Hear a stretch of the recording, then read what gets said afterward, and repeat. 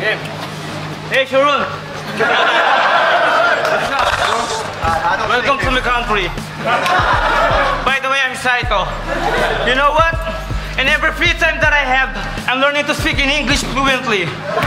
Although I shouldn't do it in a comparison to my ability. Just like the first lesson in nursery. Malamang sa home court nyo, pwede mo akong babuyin at tapak-tapakan. Pero sa aking palatuntunan, dito sa aming palatuntunan, malamang sa baka makita mong maghalo ang balat sa tinalupan. It's not that I'm underestimating you. Do you wanna know who I am in the world that you're stepping in? Isigaw nyo na ito at bigay! Beside magingay! Siguradong maghahabol ka ng patanga-tanga sa lalim ng pananagalog ko sa'yo. Dahil gusto kong maramdaman mo sa wikang Pinoy at mariin kong sasabihin sa'yo na isa ka sa mga nakatagdang bawian ng buhay sa mga kamay ko. You can beat me on your own way of your own peace, cause I am a hindrance of a wrong wish. Everybody knows that I can disrespect you, but I can prove to you that I'm lovable and respectful person cause I am a Filipino.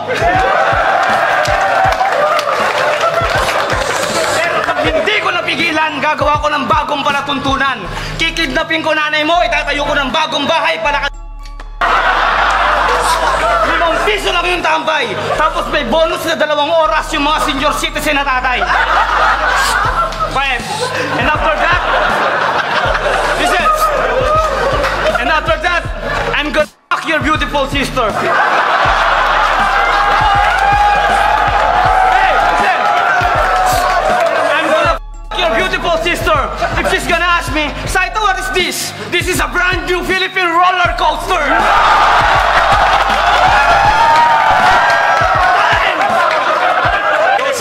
Saito, check it. I'm sorry, pangit. I don't understand what you're talking about. Ikalawang yugto ng mga banat ng makatang na atasan laban sa hambog na dayuhang tampalasan. At kung naiintindihan mo ng maliwanag ang mga sinasabi ko sa'yo, tila eksena sa senaryong ipinagtitiri ko na to.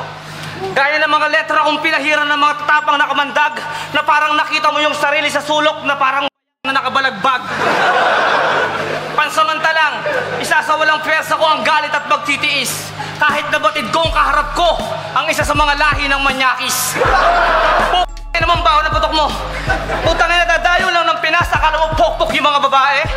Palibasa yung p*** ng Canadian, matigas pa sa titi ng lalaki. Assalamualaikum, binabati yung mga tropa kong Muslim sa buong Pilipinas, sa Baclaran, sa H2, Ilocanoli, yo. Pagkusaranakan sa kanu sa kateruwa maranaw.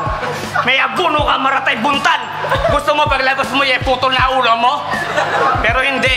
Kaya't give thanks and respect to Enigma, so let me take care of you. But in my next battle with another alien like you, I will not forgive anyone. By the time that they just arrive at the airport, I will put them inside a drum full of poison and pure cement. And this would be a symbol for all of you that having a battle with Saito is the thing that you will repent. Así es María Blanco como el día, pero es veneno si te quieres enamorar. Así es María, tan cliente fría, y son destilado puro de venos, escrupulosamente de muchos añejos. Naintindihan mo? Malamang hindi. Hindi rin. Nabasa ko lang yun, di ko rin naintindihan.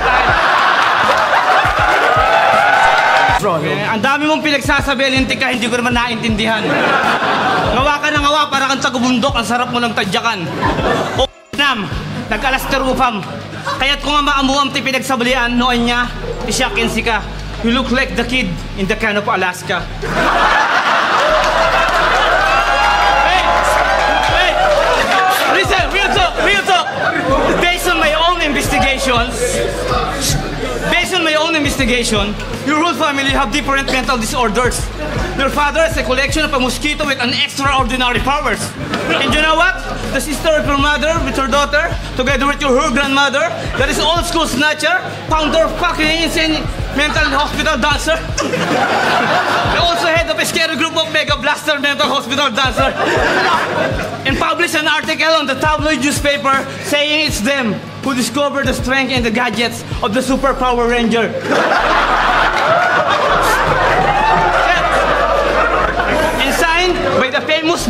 singer named Boston Jeever. Saying, oh, oh,